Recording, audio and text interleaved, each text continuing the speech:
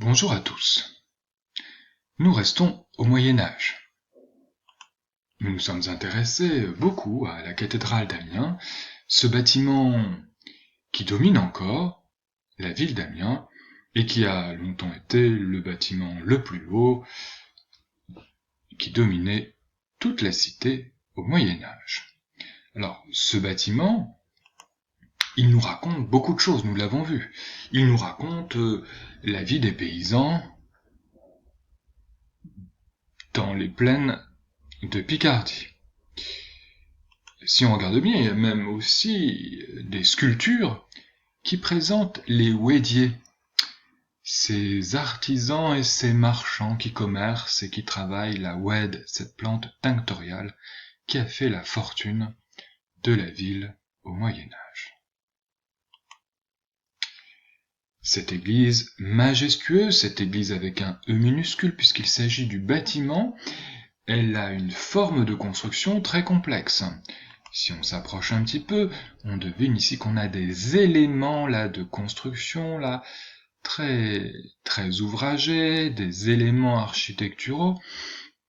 On n'a pas toujours construit les églises de cette manière tout au long du Moyen Âge. Par exemple, si je compare cette photographie, vous voyez bien que ce sont deux bâtiments différents.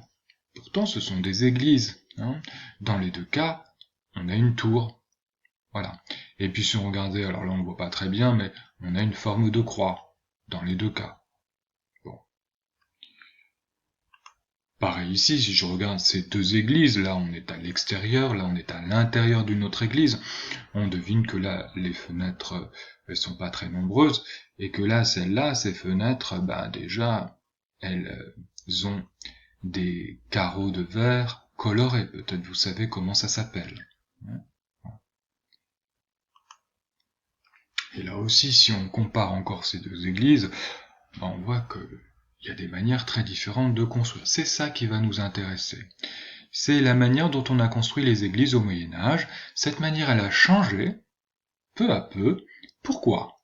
Et pourquoi elle a changé ? Juste avant que nous nous quittions, je vous avais distribué cette fiche. Et c'est sur cette fiche que vous allez travailler. Sur cette fiche et sur des pages du livre que je vous ai indiquées dans le programme. Il s'agit de retrouver les points communs entre ces deux manières de construire une église. C'est une église dans les deux cas. On retrouve la même forme, simplement c'est pas construit exactement pareil. Et il s'agit de retrouver où est la nef, le transept, etc. Vous lirez, on a déjà rencontré tout ça avec la cathédrale d'Amiens. Bon.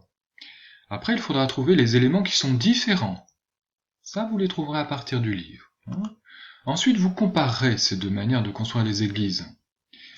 Quelle est laquelle des deux qui est la plus haute, laquelle comporte le plus de fenêtres, laquelle a un éclairage naturel, c'est-à-dire sans utiliser des torches, a un éclairage le plus fort.